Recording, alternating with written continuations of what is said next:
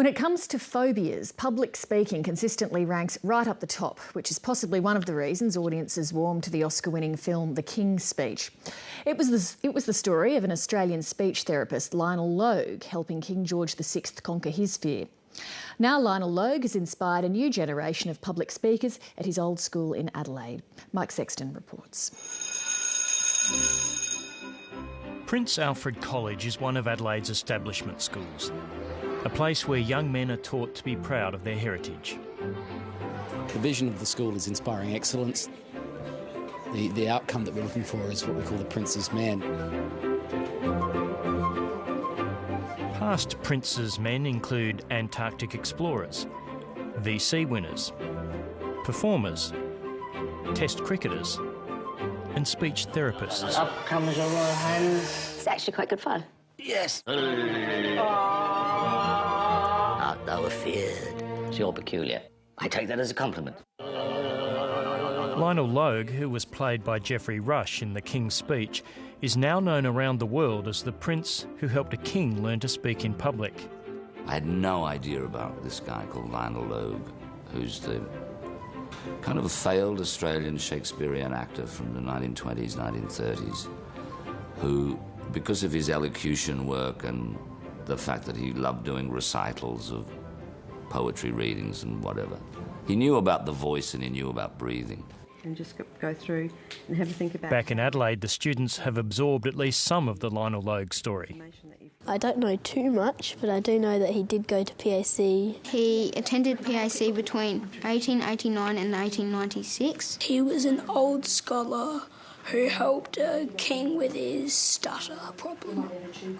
Making eye contact, it means that I've got your attention. And that's one other reason why we use cards. Inspired by the story of their old boy, the college has begun a competition to revive the art of public speaking. Yes, I had a day off school and we're going to the Royal Adelaide show. Right down from as far as the year ones and receptions. We developed the program throughout the prep school so that the students are used to giving talks. It's only at the upper primary level in years 5 and 6 that we have a more structured program. Today I'm going to talk about a man who played hockey for Australia. While preparing material and structuring a speech is one thing, the greatest lesson may be learning how to overcome the nerves. Good morning. First of all, it is very nerve-wracking, but I guess as you practice, you just get more and more confident. This is what Shakespeare said about humility. The school believes that public speaking, as much as reading and writing, is a skill the boys will use for the rest of their lives.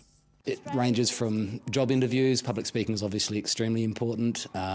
Socially, we make connections. We're very social animals, and we can't make social connections without the ability to speak well publicly.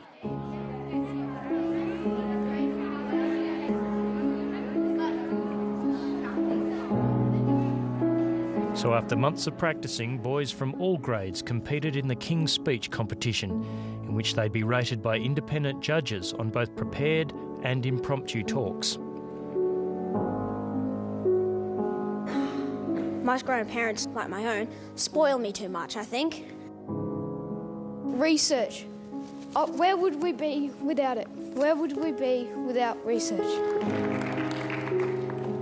First, to the advantages. Imagine having a roast without the lamb.